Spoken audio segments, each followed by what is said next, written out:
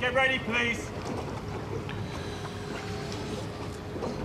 Now, the Visitors' Challenge Cup, which we're launching here for 2015, 16 crews in this, coxed fours, and the first race in this year's competition is between the Sydney Rowing Club on the Berkshire side in sky blue there, and a composite Sport Imperial and University of London boat starting on bucks, though actually rowing closer immediately to their opponents. I was about to say, it looks like starting on bucks, but they'd rather be on bikes there.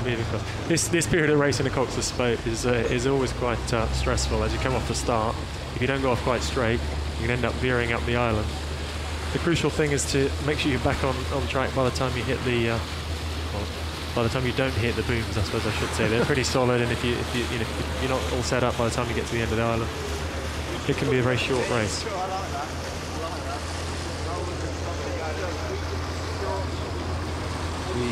The Sport Imperial University of London boat is being steered from the bow, and the Sydney boats, by contrast, from stroke.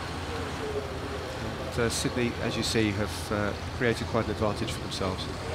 Yeah, you mentioned there about the steering. It's slightly unusual in a coxless boat on a straight course to be steered from the bow seat.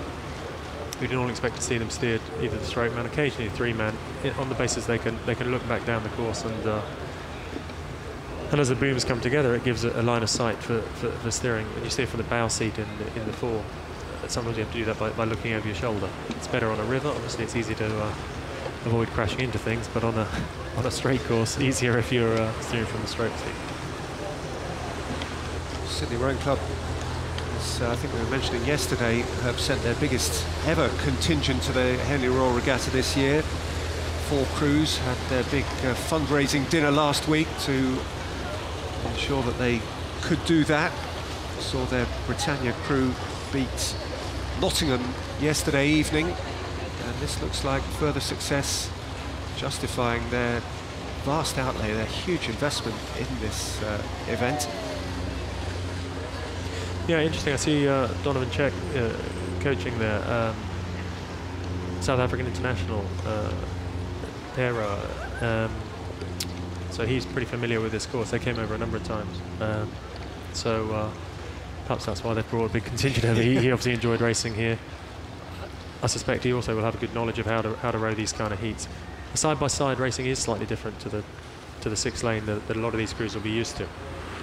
They'll have raced, certainly the British crews would have raced a lot at Dorney Lake and various regattas. And in the 6 lane race, you can sometimes afford to go off a little more steadily. There's usually a crew you can pick off. You can get in your rhythm and move through if necessary. On the side-by-side basis, it's absolutely critical to stay in a race, to stay connected.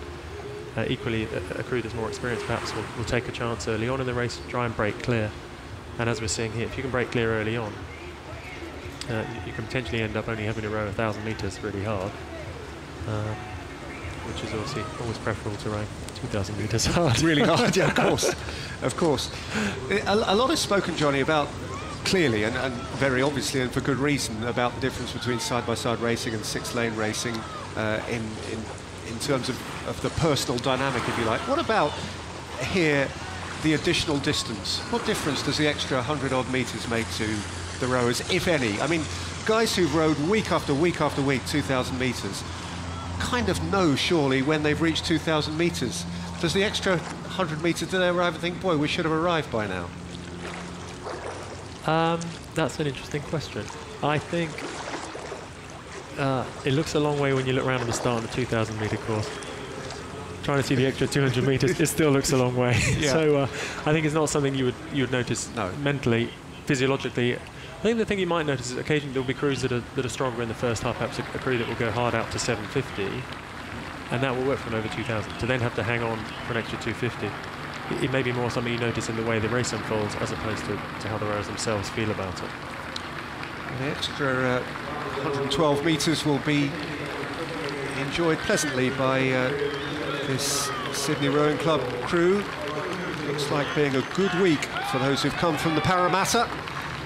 Success yesterday for Sydney, and further success today at the expense of Sport Imperial and the University of London. in the first race of the Visitors Challenge Cup.